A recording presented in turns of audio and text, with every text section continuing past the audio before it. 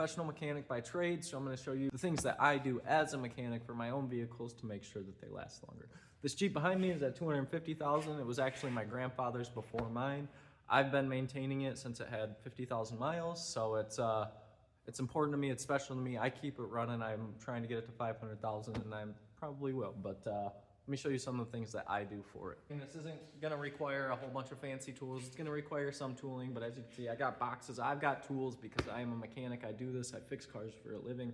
I'm gonna make this tutorial for beginners, for DIY guys, for people that might just wanna run to AutoZone, run to Home Depot, grab their tools and do their job, which honestly is very, very possible with the right knowledge, with the right information. So let's get right into it. First one and most important, and you're gonna look at me like, duh, everybody knows that, but it's gonna go a little bit deeper than that. It's changing your oil, but more than just changing your oil, checking your oil and doing it at the correct intervals. So some manufacturers now are saying that with their type of oil and their type of engine, you can run to a 10,000 mile interval oil change. Do not do that. No mechanic, no good mechanic will ever recommend that to you because it is not what is good for your vehicle. 3,000 to 5,000 at max. And I would only do a 5,000 interval if it's a younger engine under 150,000 and only using full synthetic. 3,000 is standard. That's what I do on my personal vehicles.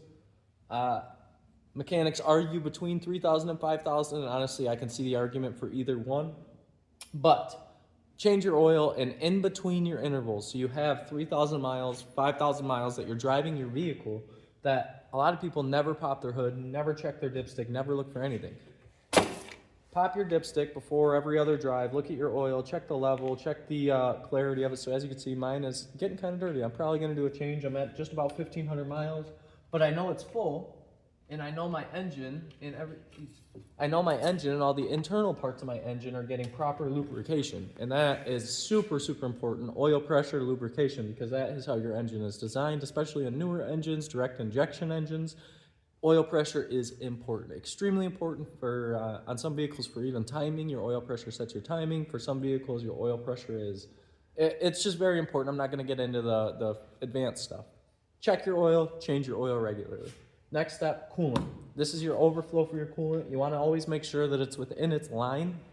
And then your radiator for your coolant. My Jeep's hot right now. I just drove it in here, so I'm not gonna open this.